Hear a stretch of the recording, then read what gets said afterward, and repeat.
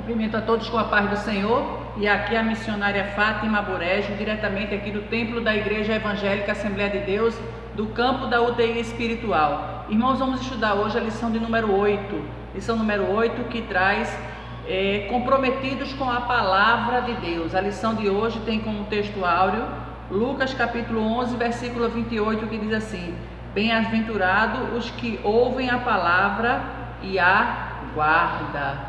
Lucas 11, 28. A verdade prática fala da autoridade divina da Bíblia, deriva da sua origem em Deus, e por isso ela por si só se encerra a suprema autoridade das Escrituras com plena e total garantia de infalibilidade.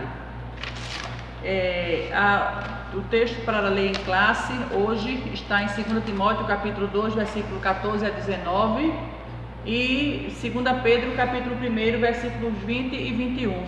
E diz assim a palavra do Senhor: traz estas coisas à memória, ordenando-vos diante do Senhor que não tenham contendas de palavras, que para nada aproveita e são de perversão dos ouvintes. Procura apresentar-te a Deus aprovado como obreiro que não tem do que se aprovar, se envergonhar, que maneja bem a palavra da verdade. Mas evita os falatórios profanos, porque produzirão maior impiedade. E a palavra dessas roerá como gangrena, entre os quais são Himeneu e Fileto, os quais se desviaram da verdade, dizendo que a ressurreição já era feita, e porventura a fé de alguns. Todavia o fundamento de Deus fica firme, tendo este selo: o Senhor conhece os que são seus, e qualquer que profere o nome de Jesus, de Cristo, aparte-se da iniquidade. 2 Pedro capítulo 1, versículos 20 e 21. Sabendo primeiramente isto, que nenhuma profecia da Escritura é de particular interpretação, porque a profecia nunca foi produzida por vontade de homem algum, mas os homens santos que Deus falaram, inspirados pelo Espírito Santo de Deus. Aleluia! O objetivo geral dessa lição de hoje é demonstrar o nosso compromisso com a palavra de Deus. Os objetivos específicos da lição de hoje é afirmar a autoridade da Bíblia. Será que a Bíblia é uma autoridade? A Bíblia tem autoridade? Mostrar o zelo pela boa doutrina. É interessante você ser zeloso acerca da doutrina. E pontuar os cuidados quanto aos modismos. Será que há modismo na igreja hoje? Será que tem modismo? Será que estão fugindo dali do que efetivamente o Senhor deixou? Vamos meditar nisto agora. A autoridade da Bíblia. Nós somos apegados à palavra e buscamos a orientação do Espírito Santo para nos ajudar na interpretação das Escrituras. É verdade. Nós buscamos a Deus. Quando você for meditar, amado ouvinte da palavra do Senhor, quando você for meditar na palavra, você pede a inspiração do Espírito Santo de Deus. Você diz: Senhor, eu vou meditar na tua palavra agora. Me ajude, Senhor, a meditar. Me ajude, Senhor, a conseguir, Senhor, pensar, ver pelos teus olhos, buscar, Senhor, a tua chamada pelo Espírito Santo de Deus. Fala comigo, Senhor. E o Senhor fala. O termo sola escrita quer dizer somente, tá? Somente. O brado do sola escrita significa que a Bíblia é única, ela é sola, ela é única, ela não precisa de outros livros correlatos para você ler. Tenha muito cuidado. Eu tenho visto muitos livros que muitas pessoas, qualquer pessoa agora escreve um livro, né? E tá aquela situação. Então as pessoas escrevem livros e ali é o pensamento dela. Então não é incomum a gente ver que as pessoas estão lendo a Bíblia, as pessoas estão fazendo também com alguns livros correlatos. As pessoas estão associando ler a Bíblia com aquele livro do lado. Cuidado com isso. Este livro do lado é um livro humano, não é? Este livro do lado não foi inspirado por Deus. Este livro não é a Bíblia. Então tem até uma outra, né? Outra crença que eles usam a sentinela, né? Tem uma sentinela. Outros eles fazem publicações como fonte espiritual de autoridade. E aqui na Igreja Evangélica Assembleia de Deus, não é? Das nossas crenças, a gente vive só a Bíblia, porque a Bíblia é solo, a Bíblia é única. A gente não precisa de outros livros para ajudarem na interpretação. A gente não teve uma visão, alguém diz: teve um missionário, teve um líder espiritual que teve uma visão e mandou fazer isso e aquilo. A gente não tem essa visão. A única visão que nós temos é a visão do céu, a visão de que Deus existe, que Jesus existe, que Deus está vivo, Jesus está vivo, tá? Deus é onisciente, Deus é onipotente, Deus é onipresente. Essa é a nossa visão. Precisamos dele, dependemos dele e de mais nada e de mais ninguém. Esta é a nossa revelação. A Bíblia é a nossa única regra de fé e de prática. Não necessitamos de uma nova revelação extraordinária. Porque aí tem uma revelação, tem isso, não é? Uma revelação que deu para o líder, e as pessoas às vezes chegam até a, como é que chama assim, ter uma verdadeira adoração. E a Bíblia diz que só a Deus adorarei, né? E só a Ele darás culto. Mas a gente compreende. Qual é a diferença entre o deísmo e o teísmo? O deísmo é aquela pessoa que diz que Deus existe, de fato Deus existe, mas Deus está muito longe. Deus está muito ocupado com outras coisas, Ele não vai dar importância para a gente. Esses são os deístas.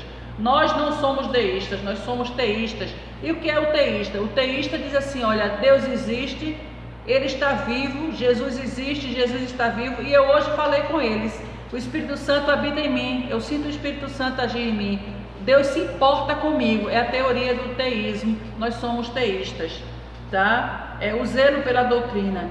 O zelo, esse termo doutrina, quer dizer, é um termo latim que significa ensino, instrução.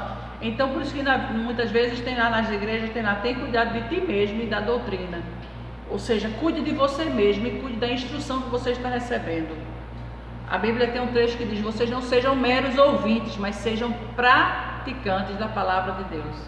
Ora, irmãos, é tão difícil. É difícil trilhar este caminho, é difícil, mas pela graça, pela misericórdia, ali com Jesus, nós somos mais do que vencedores em Cristo Jesus. Isso significa que os apóstolos, eles permaneciam seguindo o ensino dos, né, os discípulos seguiam os ensinos dos apóstolos. Eles continuavam seguindo ali essa doutrina. Vai cuidando de ti mesmo e da doutrina. Vai lembrando com quem você aprendeu. Vai levando, vai semeando esta palavra. É assim que o Senhor ensina. A nossa confissão de fé é a Bíblia. A nossa confissão de fé é a Bíblia. Claro que na nossa confissão de fé, ela não é de autoria particular, pois ela expressa o pensamento da igreja, e a igreja viva. Esse documento é submetido às escrituras. Então, quando nós vamos fazer, a igreja, a Assembleia de Deus, quando ela vai fazer ali a sua confissão de fé, ela coloca ali, irmãos, ela coloca o pensamento das escrituras, o que é o pensamento de Deus. Então, não tem nenhuma teologia nossa, não tem nenhuma orientação nossa, não tem nenhuma doutrina de homens, não. É doutrina do céu, orientação do céu, palavra de Deus, palavra do céu, para mim e para você. Cuidado com os modismos.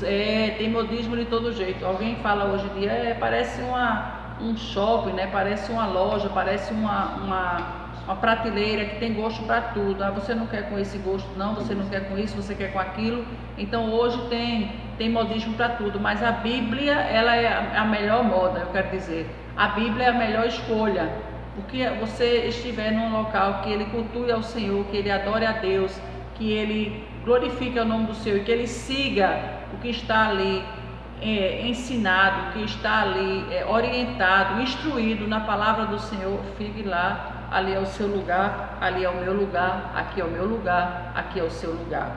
Não é? O cuidado com a doutrina deve ir além do combate ao modismo e servir para defender a nossa fé de seitas e heresias, porque às vezes vem até travestido de um evangelho, vem travestido de Deus, vem travestido de Jesus. Aí eu falo, Jesus é um espírito de luz.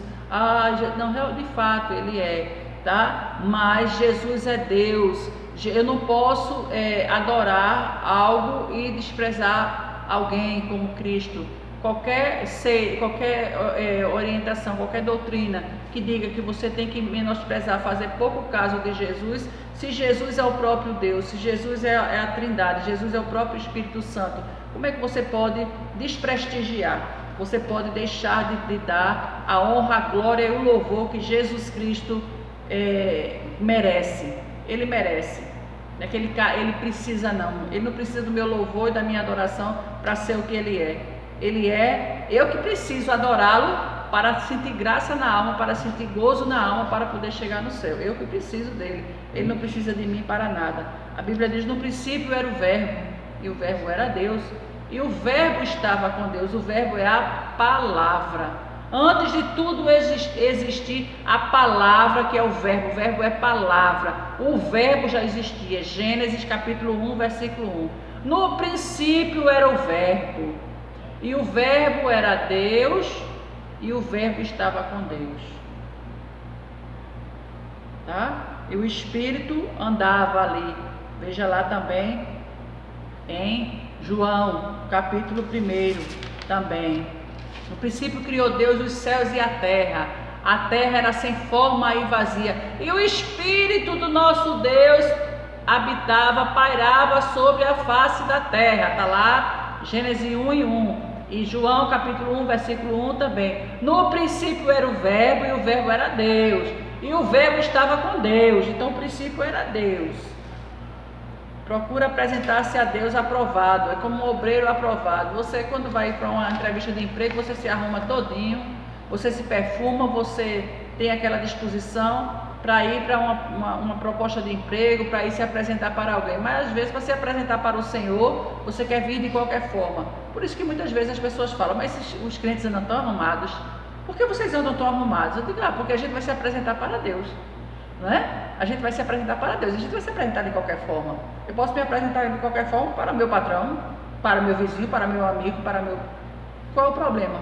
Ali não é pessoa que eu tenha tentar honrá-lo dessa forma que eu tenho que honrar a Deus. Até devo honrar os homens. A Bíblia manda a gente honrar os homens, mas dentro daquela limitação. Jamais tentá-lo colocar no mesmo nível, no mesmo molde, na mesma patente que Deus. Cada um no seu quadrado, cada um no seu lugar, como fala a palavra do Senhor. Porque eu vejo às vezes pessoas que faltam quebrar a cervical, quebrar a coluna para se dobrar, para se prostrar diante do semelhante. Por quê? Porque o homem tem dinheiro, porque a mulher tem dinheiro. Chama logo de doutor. Eu digo: mas ele não é doutor não, ele estudou não. Ele não é doutor não. Não, mas a gente chama doutor aqui, madame. E por quê? Ele nem estudou, ele não é doutor. Mas é porque ele é doutor pelo poder aquisitivo dele. Alguém já chama de doutor, já chama de autoridade. Isto Deus não se agrada disto. Toda honra, toda glória, todo louvor e toda autoridade seja dada a Deus. Agora podemos honrar sim os homens. Pois não, Senhor, diga. Pois já, tá bom, até logo, tal. Você vai ali, mas jamais com esta envergadura de se prostrar diante de alguém. O termo obreiro é genérico, que usamos praticamente para todos os cargos e funções da igreja, como obreiro que não tem de que se vergonhar, que maneja bem a palavra do Senhor. Obreiro é aquela pessoa que faz a obra, quem faz a obra é obreiro, tá? O termo manejar bem a palavra, ele apareceu apenas uma vez na Bíblia. Manejar bem a palavra, e ele quer dizer manter o curso correto, manter-se reto, manter-se correto ali, naquela linha, naquela instrução, naquele ensinamento que Deus passou. Manter-se reto, a ideia é manter o curso correto. Conclusão: nós temos compromisso com a palavra de Deus e cremos que ela é a única revelação de Deus escrita para a humanidade. Diante disso, fica claro que nenhuma outra literatura exerce autoridade sobre a nossa vida, a não ser, aleluia, a Bíblia. É a Bíblia que exerce toda a autoridade na nossa vida, que a Bíblia está ali, olha, ela é ali o pensamento de Deus. A Bíblia é a palavra de Deus. Você sabe, você lê um livro, é a palavra de um homem. Você lê outro livro é o pensamento de um homem, de um doutrinador, de um escritor, de um professor. Mas aí eu te falo neste momento da Bíblia, a palavra de Deus, que é a inspirada pelo Espírito Santo de Deus. São 66 livros totalmente inspirados pela palavra de Deus, pelo próprio Deus. E passa ano, entra ano, ela permanece ali, olha, viva, eficaz, perfeita para cuidar de nós e nos instruir acerca das coisas da vida, de como a gente deve viver, de como a gente deve se comportar neste mundo terrível mas que nós temos que brilhar como obreiros, temos que brilhar como luz, temos que brilhar, aleluia, temos que fazer a diferença. É difícil, é difícil, mas o Senhor está conosco, o Senhor é o nosso ajudador, o Senhor está conosco e vai cuidando de cada um de nós. Irmãos, agradeço por este momento, agradeço, peço que você curta, que você compartilhe, que você fique atento, e a aula 9 a gente vai estar postando também oportunamente. A aula vai ser Vivendo o Fervor Espiritual. Curta, compartilhe e já te inscreve no canal. Deus te abençoe, em nome de Jesus.